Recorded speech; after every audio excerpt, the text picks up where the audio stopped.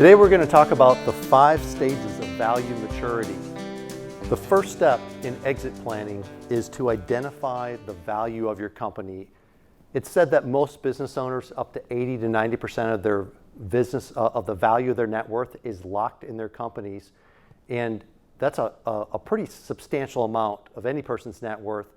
But the staggering part of that statistic is that a lot of business owners don't know what that value is.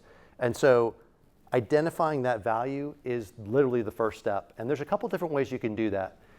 Depending on where you are in the exit planning process, you may want a formal valuation.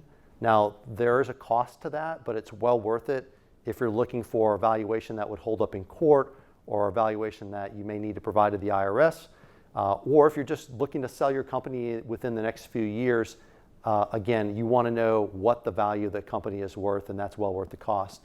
However, if you are several years away, maybe you're a decade away or more of selling your company, it's still a great idea to understand and establish a baseline of value, which you can do by just an informal assessment of value.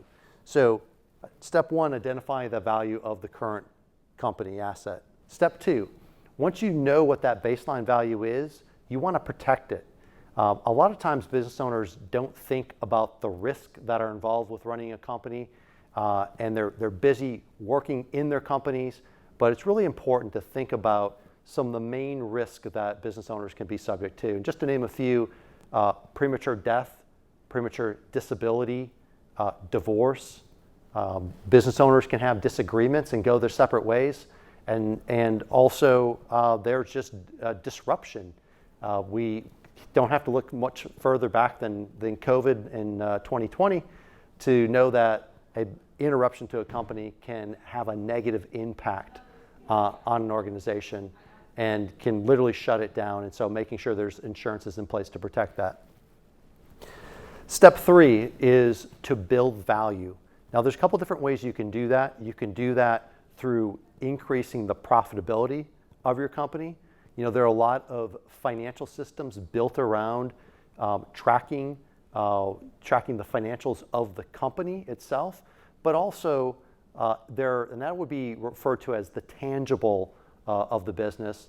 But there's also the intangibles, and quite often the intangibles can represent, again, a very high number, up to 80% of the value of the company can be based on the intangibles. So it's really important to address those to increase value. Ideally, improving both will have the synergistic effect of really increasing a multiple.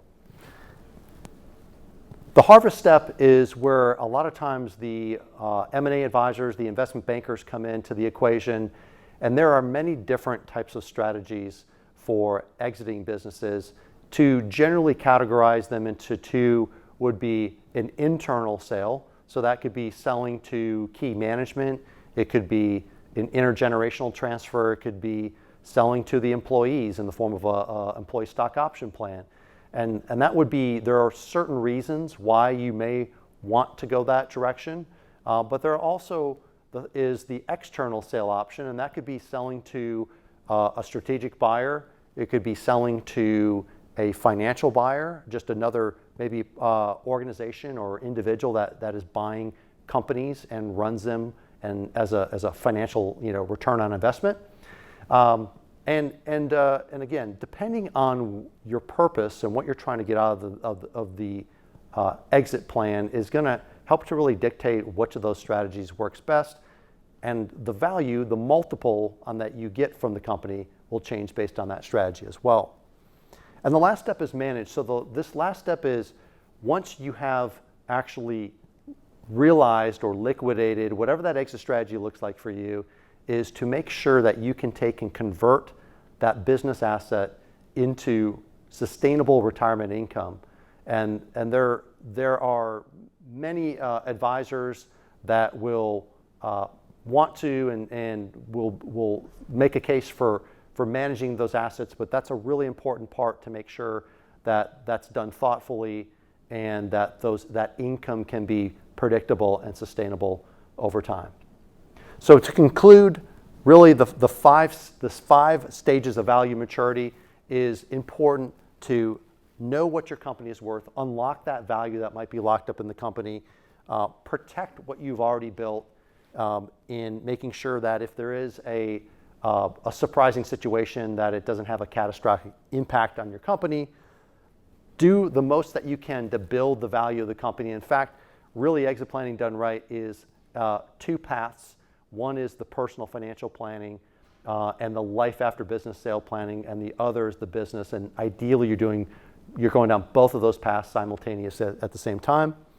And then the harvesting the value, again, maximizing, getting the most out of that company, or to making sure it aligns with your ideal strategy and managing those assets post-distribution. Thank you. And last but not least, this video is for educational purposes. Please consult your professional advisors for your specific situation.